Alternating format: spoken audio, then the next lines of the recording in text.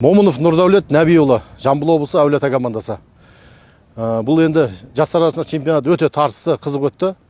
Біз үшін бір топта Түркістан облысымен былтырғы чемпиондармен бір топқа түсіп қалдық. Содан шығу-шықпау екі талай болды.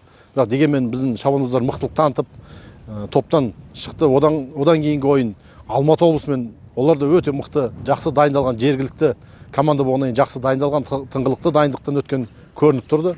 Олармен де өте тартысты ойын болып, о жерде де біздің Әулиеата жастар командасы жеңіске жетті.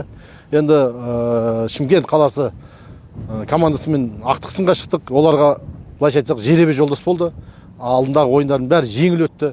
Біздің жаңағы екінші ойынымызда бір аттымыз алаңда мертікті, жаңа керемет деген ең күшті сәйгүлігіміз.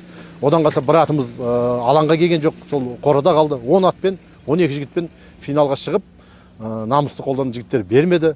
Өте жаңағыдай жігерленіп күшті ойын көрсетті. Шабандоздарымызға ризамыз.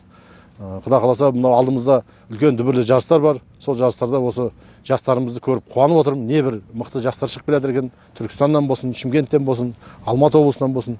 Солардың бәрін жасақтап, келешекте ұлттық құрамамызға мықты ойыншылармен жасақтанылады екен, құда қаласа. Соған қуаныштымыз өте.